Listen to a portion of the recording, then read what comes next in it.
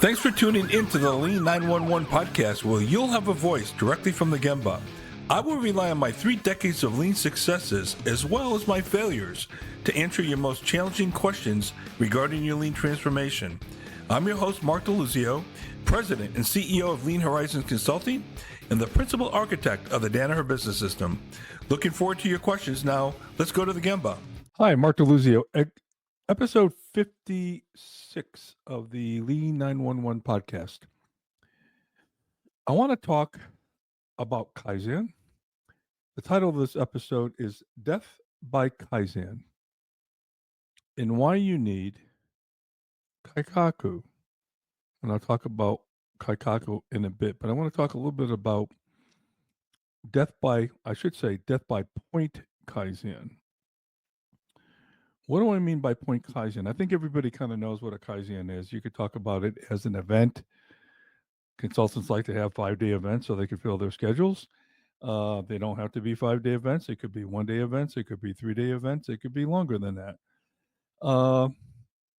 However, point Kaizen is going into a very specific area of your company and improving it, usually using a number of lean tools to do so.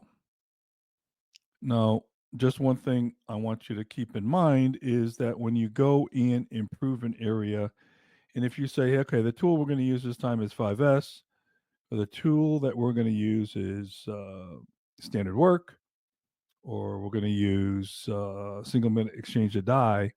And if you're not talking about other tools that go along with it, you're thinking about it wrong and you're listening to the wrong consultants, because consultants love to sell you lean by the tool. And that's not how it works. You do not build a house by just hiring a guy that knows how to swing a hammer.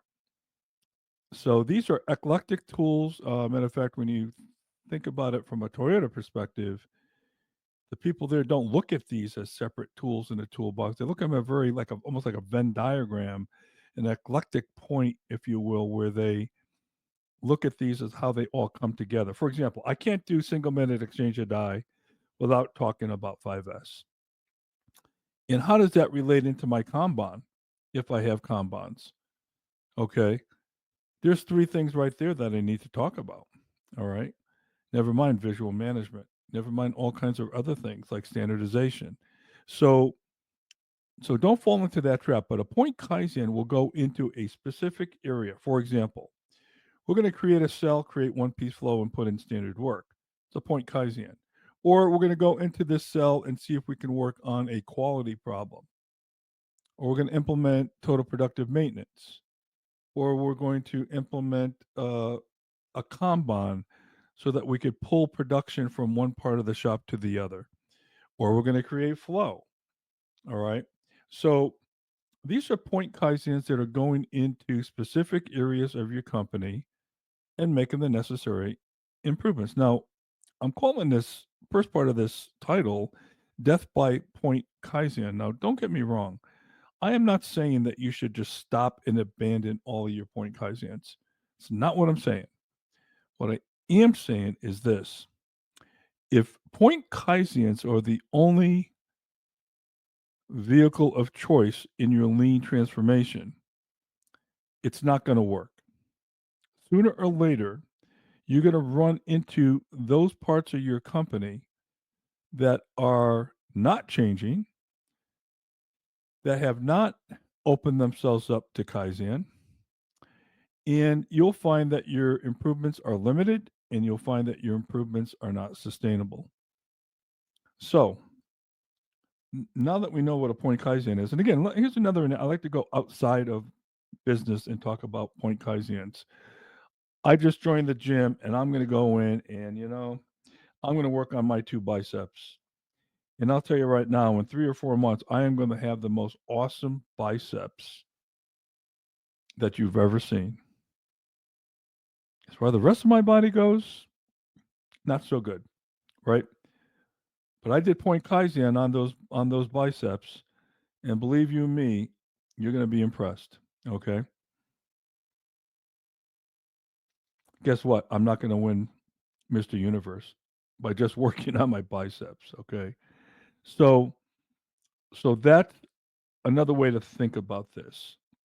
Are we working on the whole? Well, what does that really mean? When we put the Danaher business system together, it was initially it started from the Jacobs production system at Jake Break, where I was lucky enough to be hired by George Koenigsegger and Art Byrne.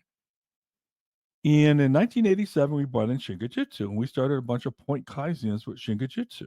Okay, and we made tremendous improvements. Don't get me wrong, we made unbelievable improvements without the need, by the way, of a value stream map. And I guess I'll talk about that some other day. Uh, but we soon learned that we needed to take. Oh, so anyway, starting with the Jacobs production system, it was a carbon copy of TPS as best that we could think about that at that time. And we then created pretty much a carbon copy called the Danaher production system. Well, when I was asked to lead the charge for Danaher, coming out of what we learned at Jake Break, we sat down and said, this has got to be more than just a production manufacturing thing. It's really got to be enterprise wide. So we thought we're going to call this the Danaher business system because there's waste in all these different functions, whether it's marketing, HR, finance, engineering. I mean, you go down the list. So we said, yeah, well, let's call it the Danaher business system because we're going to take waste out of all these functions, which, by the way, is not a bad thing to do. However, we didn't realize it at the time until we started working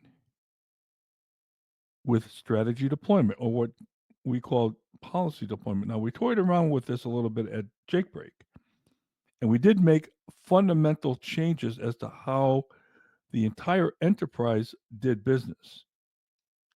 So we did change finance. My group, when I was CFO, before I took over operations, was 25 people. I got rid of a IBM 4381 Halon system, huge. We had data analysts and we had programmers and all this. We went to a $350,000 PC based system, software and all. Okay. Because we simplified the business. We didn't need a very sophisticated um, ERP system. Okay. And other areas of the business did the same thing. Engineering lead time on new product development went from 72 months to 18. If we didn't do that, we would not be able to play in Japan with Toyota, Sino Motors, and Mitsubishi heavy duty engines. So the company made drastic changes outside of manufacturing, but the Japanese weren't all that much help with us in that regard, okay, because they were primarily shop floor focused. So we had to learn how to do this in the administrative areas and all of that. Okay, well, fine. When I took the remnants of what we did with policy deployment at Jake Break and took it into DBS. And what we learned eventually is, yeah, there's waste in functions and we got to take out waste. And, we don't need 4 people doing accounts payable when we can improve the quality and relocate 3 of those people somewhere else and do it with 1. Okay. That's not necessarily breakthrough. Maybe it is for the accounts payable process, but that's not necessarily breakthrough for the company. So we knew we had to take waste out. But what we learned through the policy deployment process is that a breakthrough, a significant radical change, which the Japanese call Kaikaku, okay, in order for us to really hit a breakthrough, we needed multifunctional involvement and cooperation. We could no longer ask to have the best HR department and the best IT department and the best engineering department. We needed to work together as one muscle. So let me go back to my gym analogy. In order for me to be Mr. Universe, and by the way, I know you guys are joking out there saying I never will, but let's just say, work with me on this, okay? In order for me to be Mr. Universe, I'll put it this way, Arnold Schwarzenegger, he couldn't just go in and work on his biceps. He had to look at his whole physique. He had to look at his nutrition. He had to look at his workout regimen. He had to do a lot of point Kaizen on his body, but he also needed to do breakthrough Kaikaku on his overall aura and body itself. Okay, so this became bigger than just going in and punching in a bunch of weights. All right, and that's why lean sometimes fails because we continue on this point Kaizen journey, but never think about Kaikaku. Well, with policy deployment, again, what I'm calling today strategy deployment, some call it Hoshin planning, Hoshin Conry, is you need a multifunctional team to work together to enact breakthrough. That means every single function in the company has to change. You cannot have, for example, traditional finance do traditional cost accounting while you're trying to do a lean transformation on the shop floor. You can't have your planning group insisting on MRP scheduling. Matter of fact, I did a episode with Jerry Wright on his new book called The Insanity Trap. Go check that out. Go check that episode out and learn how MRP is counter to lean thinking. Okay? So I just mentioned two things, by the way, MRP systems and your financial systems. You need significant shifts in how you do those things in order for your lean transformation to work. You need Kaikaku. So when we put strategy deployment together, we are one of the criteria of breakthrough or Kaikaku in our mind was we don't know how to do it. We have no idea how to do it. We have no idea how we're going to go in and go to true pull manufacturing, single point scheduling, because every business is different and every business has its own unique challenges. So we had to kind of go back and figure all that stuff out so we can actually turn off MRP as it relates to shop floor scheduling and procurement from our suppliers. Okay. So these are the breakthroughs. Now, in order for that to happen, everybody had to work together: purchasing, the sales group, engineering, manufacturing, finance. We all had to work together as one muscle, not as a bicep, not as a calf muscle, as one body, as one unified approach in order to affect that level of change. Okay. And this is where a lot of companies go wrong. Many look at lean as a manufacturing thing. Many CEOs look at lean like they never go into the sales group and challenge what's going on there. We never go and question how we price our product. We never go in and sometimes even understand why we're losing market share. Okay. It's got to be enterprise wide and it can't be a singular function. As a matter of fact, I came up with a saying that said that if you try to optimize any one function in the organization, you will eventually suboptimize the enterprise. I've seen it time and time again. Let me give you a case in point. Had a client whose sales group was the end of the quarter and they had to hit their numbers and they weren't hitting their numbers. So what do? They went to the customers, discounted the heck on the product, incentivized their customers to take product early. Okay, so boom, right there, red flag should go off in your mind. The company just violated the just in time principle. Okay? That flag didn't go off in your head right away when I said that. I want you to be looking for these clues. Look for the reasons why we're violating these principles. Now, why did they do that? The sales guys wanted to make their numbers. The company wanted to hit their sales goal. Okay? 30% of the orders that month came on the last 2 days of the month. The sales guys were compensated based on shipments, not on orders. So the cost involved and the overtime and the weekends and all that was insurmountable. Matter of fact, they didn't get all the product out, just to let you know. But the cost associated with trying to jam this stuff through, by the way, This company was, we were trying to get them to do Hijunka level scheduling with standard work, one piece flow, all the things that, you probably came to know and love. Well, now this company had to pull people from distribution to work on the shop floor, untrained people trying to get product out. It was chaos, total chaos. But guess what? The sales guys got their bonuses. The sales guys got their cruise ships and made what they called the President's Club. So they won. The customer won because the purchasing guys there were measured on purchase price variance, so they got a lower price. So not only did we discount the product and take a haircut on the top line, we took a haircut on the bottom line too because our costs increased to get this discounted product out the door when the customer didn't need the product. Okay. That's what I'm talking about with an organization not working together, all being in concert with the principles. In this case, a very simple principle called just in time. To further add pain to this story, the following month, they didn't have any orders. Yeah, they shipped out the remnants of what was left from the previous month, but the first 2 weeks of the month were like nothing going on because they already forced the customers to take a month or two's worth of supply in um, in the previous month. The havoc that's been caused. So this is Mura and Muri, by the way. Okay, you want to look at Mura, which is unevenness, and Muri, which is overburdening or unreasonableness, I like to call it. Okay.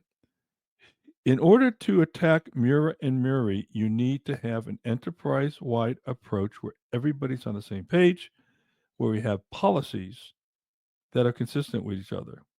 So you can point Kaizen all you want in an environment like I just described, and good luck. You'll point Kaizen yourself right out the door, okay? Because you're going to fail. So the breakthrough really is, how do we look at the company and understand what has to happen on a enterprise level in order for us to take that next breakthrough, or as the Japanese like to call it, Kaikaku. Again, radical change. That's a radical change where you get everybody on the same page and we all agree on single point scheduling and we know how to pull product, raw materials, let's say, from our suppliers, and that we are in concert with the marketplace. We have a good sales and operations planning process that informs us as to true demand. All these things have to work together. We don't have a CFO banging down your door for more production because he needs absorption credit to make his accounting numbers look good. Meanwhile, you're throwing cash out the window. And that will rear its ugly head later in the year. But right now, he's worried about this month because everybody's worried about their bonuses. You see how all this has to work together? So that's a real key. And, you know, one of the things to think about is when you do point Kaizen, you will open doors that were closed to you before, not only for future Kaizen, but you will open doors that will lead you to Kaikaku. You will open doors that will lead you to innovation. You will, matter of fact, hit brick walls to say, geez, we can't do this because of this policy or that policy, and we need to change. Things like, well, geez, we're working in a functional environment, but we're talking value streams. Boy, I've got value streams all around the factory, but we don't really have any value streams. All they are is cartoons, post-it notes on a wall. We don't really operate as a value stream. We still got functional leaders who have functional goals, who are driving functional behaviors, so they get their functional bonus. We don't have value streams. We have fake lean, is what we have. So, in a lot of respects, going to a true value stream organization is a radical change, is a Kaikaku. Okay? Where that value stream leader, however you define your value stream, and there's a number of ways to do that, has full control over their destiny, whether it be resources, whether it be support functions, all that. Okay. So I want you to think about what you're doing with Kaizen. I mean, don't stop. I'm not telling you to stop your point Kaizens. They are necessary. Okay. But you need more. You need a higher level of thinking to support the things that you're doing on on your point Kaizen journey. So again, Kaizen is going to open up the door to innovation. Another thing I want you to think about is you will never be great if you try to optimize a process or a situation that is suboptimal to begin with. For example, if you try to be really good at MRP, at best you're going to be a B minus. At best, you're going to be a B minus player. I even doubt you'll get that high. If you try to optimize the productivity in your rework area, well, good luck with that. Instead of focusing on getting rid of the rework, I had a client one time. They had 21 people in a rework area that was demanded by their customer because of their poor quality. Now, what these people were doing was they were bagging a bunch of parts. That was the original production, and the customer was finding that the part count was all wrong. They would take all these little bags to this rework area. The employees would open up the bags, recount them, and put them into new bags. I can't even describe to you how ludicrous that is. Okay, like the second process is going to be better than the first one. So they said to me, Mark, we would like you guys to come in and do standard work in the rework area.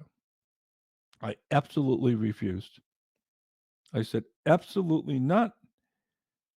I will work with you on figuring out your quality problem so that the rework area can go away. But again, this was just another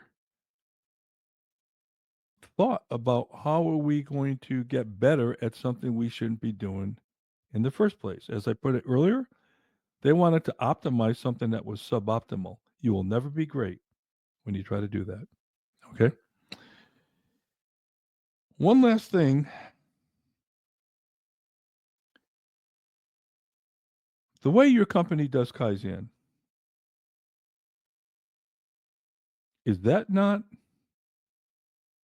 open to future Kaizens? Is the Kaizen process itself immune to Kaizen? Can the way you do Kaizen be improved? Hopefully you're sitting there saying yes. Okay. Because when you look at getting really good at Kaizen, so many companies out there today I run into doing a Kaizen is like a big deal, man. And it's like, geez, we got planned 2 months ahead and then we're all ready to go. And, it's like, it's almost like planning a wedding that you do once in your life, hopefully once in your life. Okay. It shouldn't be like planning a wedding. You should develop your Kaizen muscle where that's easy. And you got all your standard work in place. How do you do prep? How do you do a charter? How do you get ready for a Kaizen? Whether it's admin or manufacturing. What are your ground rules for a Kaizen? I have quite a few episodes, I believe, in this podcast series that talks about Kaizen and how you think about Kaizen, right? It shouldn't be like planning a wedding, right? Where it's a one-time deal. It should be easy. It should be like muscle memory. I'll go back to Jake Break back when I was there. It was a great experience. We were moving equipment like you and I would maybe shift our shoes in our closet. That's how easy it was for us. We were moving big CNC equipment with overhead airlines and power lines and everything else. We were moving them like they were yesterday's news. It was no big deal. No big deal to us. We laid out the factory a dozen times at least in the 5 years I was there. I'm talking about relay out the factory. I'm not talking about moving one machine here to there. We were Kaizening that factory like you wouldn't believe. The muscle that we had, our maintenance guys, everybody's in concert. Okay. I mean, it was incredible how we didn't even sneeze at the fact that we're going to move a line and free up 50% of the floor space in the shop, which is what we did. We took the business from a $60 million business to a $225 million business. It's the same headcount and the same floor space. By the way, UAW headcount. Okay. And they were great to work with. Yeah, we had our normal unit problems, but they were people and they were good people. Okay. And so I never want to hear it doesn't work in a union environment either. That's maybe a subject for another day. But what I'm trying to get at is you need to Kaizen how you do Kaizen. As a matter of fact, maybe you need a Kaikaku on how you do Kaizen. Something to think about. Okay.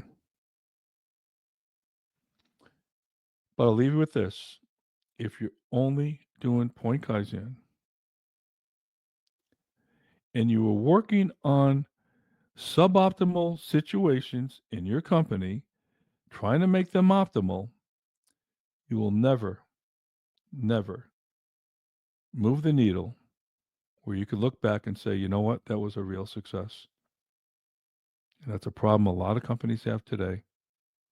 And unfortunately, a lot of this has to do with leadership.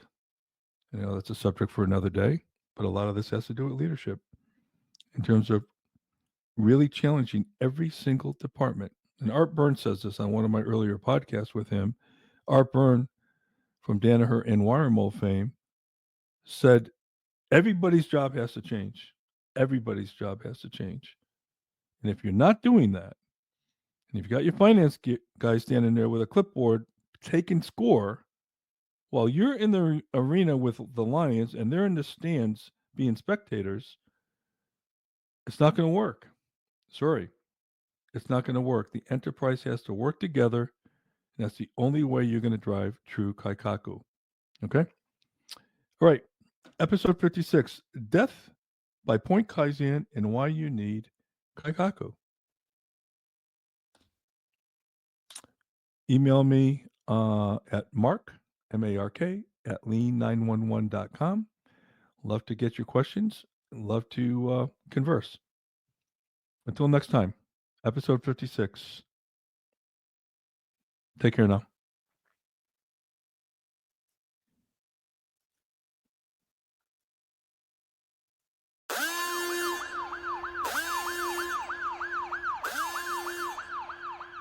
Thanks for listening to the Lean 911 podcast. I'll be happy to address your questions or feedback on future episodes. Email me at mark@lean911.com. You can check out our other episodes by visiting our website at lean911.com, our YouTube channel, wherever you listen to podcasts. This is your host, Mark DeLuzio. Thanks for listening.